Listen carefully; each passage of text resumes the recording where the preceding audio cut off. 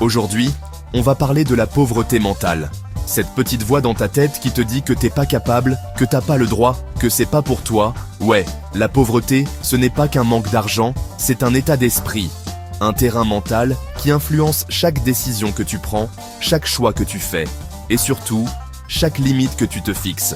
Alors accroche-toi, parce qu'on va décortiquer ensemble les pièges de la pauvreté mentale, et surtout, comment s'en libérer pour de bon. Prêt pour l'aventure? C'est parti! Pensée numéro 1. Le riche pense en création, le pauvre pense en réaction. Imagine-toi la scène. Deux personnes face à une opportunité. Ça peut être un investissement, un voyage, un projet qui les fait vibrer. La personne conditionnée par la pauvreté, elle va tout de suite voir les obstacles. C'est trop cher, je n'ai pas les moyens, c'est risqué. Elle réagit à l'opportunité comme si c'était une menace. Maintenant, observe la personne qui a intégré l'état d'esprit de la richesse. Elle voit l'opportunité et se dit « Comment je peux me le permettre ?» Elle ne se focalise pas sur le manque, mais sur les solutions. Elle ne subit pas, elle agit. Tu vois la différence? L'un se ferme, l'autre s'ouvre. L'un abandonne avant même d'avoir essayé. L'autre cherche des solutions, explore des pistes, apprend, grandit.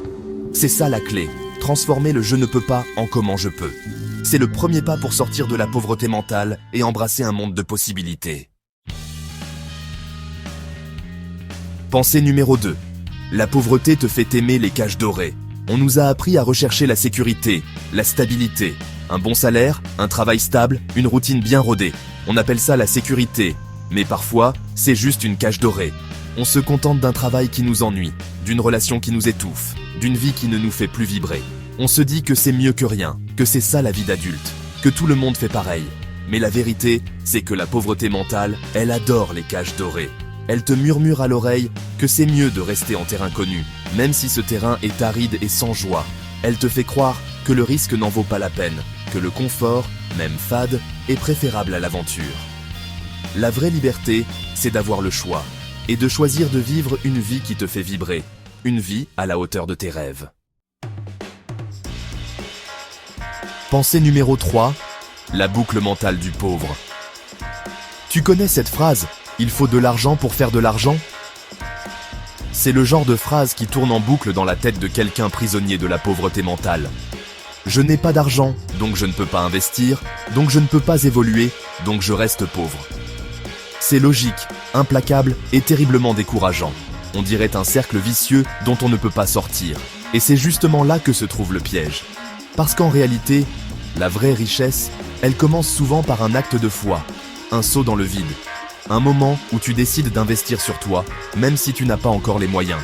C'est peut-être un investissement dans une formation, un coaching, un livre qui t'apporte les connaissances dont tu as besoin pour évoluer.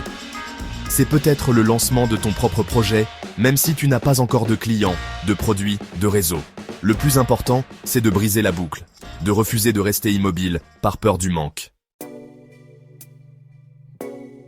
Imagine deux personnes au supermarché. La première, conditionnée par la pauvreté, va se diriger instinctivement vers les produits les moins chers, sans regarder la qualité, la provenance, l'impact sur sa santé ou sur l'environnement. Le prix est sa seule boussole. La deuxième personne, elle, a intégré la notion de valeur. Elle se demande, est-ce que ce produit vaut son prix ? Elle est prête à investir un peu plus pour une meilleure qualité, une production locale et éthique, un impact positif sur le monde.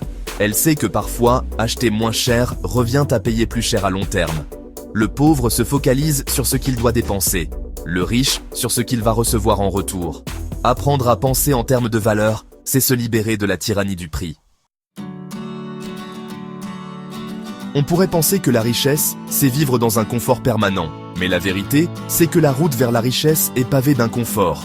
L'inconfort d'apprendre de nouvelles choses, de sortir de sa zone de confort, de prendre des risques, d'échouer parfois, de se relever et de recommencer. La personne conditionnée par la pauvreté, elle a tendance à fuir l'inconfort. Elle cherche la sécurité du connu, la facilité, la validation des autres. La personne riche, elle, a compris que l'inconfort est le prix à payer pour grandir, pour évoluer, pour atteindre ses objectifs. Elle accepte de se sentir mal à l'aise, de ne pas avoir toutes les réponses, de faire des erreurs. On a tous tendance à nous accrocher à ce que l'on connaît, même si ça ne nous convient plus. Nos anciennes habitudes, nos anciennes croyances, nos anciennes peurs. On se dit que c'est nous, que c'est comme ça qu'on est fait. Mais la vérité, c'est que pour atteindre la richesse, il faut accepter de laisser mourir l'ancienne version de soi-même. Celle qui était limitée par ses peurs, ses doutes, ses croyances limitantes. Celle qui attendait la permission, la validation, le moment parfait. La personne riche, elle ne perd pas son temps à protéger son ancienne vie. Elle se concentre sur la création de la nouvelle. Elle se fixe des objectifs audacieux, elle apprend de nouvelles compétences. Elle s'entoure de personnes inspirantes. Pensée numéro 7. Ce que tu crois devient ta prison. Nos croyances, c'est comme le logiciel qui dirige notre vie. Si tu crois que l'argent est sale, tu ne le garderas jamais. Si tu crois que tu n'es pas à la hauteur, tu ne saisiras jamais les opportunités. Si tu crois que le succès n'est pas pour toi, tu ne te donneras jamais les moyens de l'atteindre. Le pire, c'est que ces croyances agissent souvent de manière inconsciente. Elles influencent toutes tes décisions, tes actions, tes résultats, sans que tu ne t'en rendes compte. Alors prends le temps d'identifier les croyances qui te limitent. Mets-les en lumière, questionne-les, défie-les. Pensée numéro 8. Le riche s'entoure d'énergie qui l'élève. Le pauvre se noie dans les plaintes. Observe les personnes qui t'entourent. Est-ce qu'elles te tirent vers le haut ou vers le bas? Est-ce qu'elles te motivent à poursuivre tes rêves ou est-ce qu'elles nourrissent tes peurs?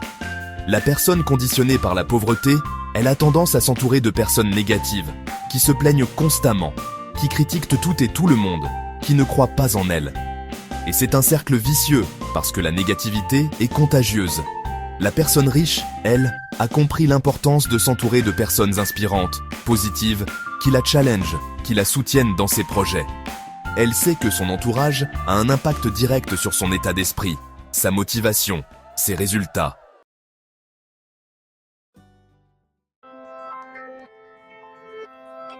Pensée numéro 10. Le riche est aligné. Le pauvre est dispersé. Dans un monde où tout va vite, il est facile de se laisser distraire, disperser, décourager. On veut tout faire, tout avoir, tout de suite. On saute d'une opportunité à l'autre, d'un projet à l'autre, sans jamais prendre le temps de se concentrer sur une seule chose. La personne conditionnée par la pauvreté, elle a tendance à se disperser. Elle manque de focus, de clarté, de persévérance. Elle abandonne facilement dès que les choses se compliquent. La personne riche, elle, a compris l'importance de l'alignement. Voilà, on arrive à la fin de cette vidéo. J'espère qu'elle t'a permis de prendre conscience de l'importance de ton état d'esprit et de la puissance que tu as de transformer ta vie. N'oublie jamais, tu es le plafond de ta propre vie. Si tu veux une autre vie, tu dois devenir une autre version de toi. Tu veux des résultats nouveaux? Tu dois abandonner tes anciens raisonnements. Tu veux être libre? Alors tu dois déprogrammer la pauvreté que tu portes sans même le savoir. La richesse commence dans la tête avant de se poser dans ta main. Alors choisis la richesse, choisis l'abondance, choisis la liberté.